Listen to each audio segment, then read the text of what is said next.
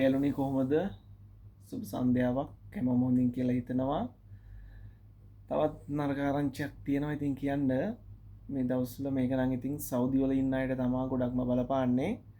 සෞදිවල කිව්වට සෞදිවලම නෙමේ අපේ ගල්ප් එකේ අනිත් හැම රටකම ඉන්න අයට මේක බලපානවා. ඒත් ස්පෙෂලි මේ දවස්වල සෞදිවල මම දැක්ක උදේ නිවුස් එකක් තියෙනවා. තම කනගාටුදායකයි.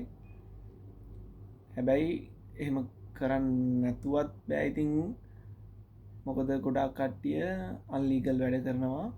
ඒවයි මේවයි එක්ක වීසා නැතුව ඉන්න අය 14,000කට වැඩි ප්‍රමාණයක් සෞදි වලින් යවලා අල්ලලා.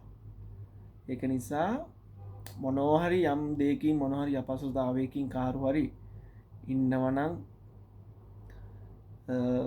කරුණාකරලා පුළුවන් නම් එම්බසියට බාර වෙන්න. නැත්තං මොකක් හරි වෙන පිළියමක් බලන්න මොකක්ද කරන්න පුළුවන් එකක් තියෙන්නේ කියලා. ඉතින් මොකද අල්ලීගල් වැඩනම් කවදාවත් කරන්න එපා. ඔයාලා මෙහි විස්තර දන්නවා කොහොමද කියලා.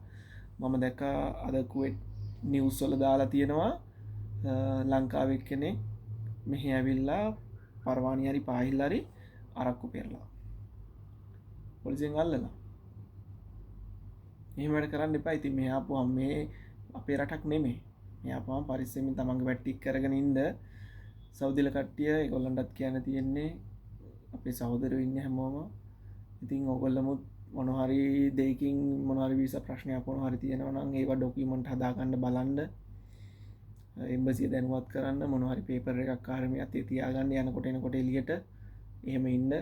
මොකද මේ දවස්වල සෞදි වල තත්ත්වය නම් ගොඩක් බරපතලයි. හොඳද? ඒක නිසා අඩුම ගානේ හම්බුනහම ඊට පස්සේ ඇඳි වතුරෙත් එක්ක යන්න වෙන්නේ අල්ලගත්තාම.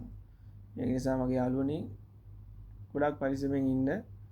ඒ වගේම තමයි වැරදි වෙන්නම් කරන්න එපා. මේ දන්නවනේ කොහොමද රූල්ස් කියලා.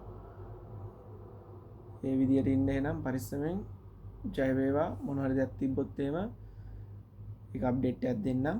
ෆලෝ කරලා ලයික් කරලා ෂෙයා කරලා තියාගන්න. සබ්ස්ක්‍රයිබ් කරන්න අමතක කරන්න එපා එහෙනම්.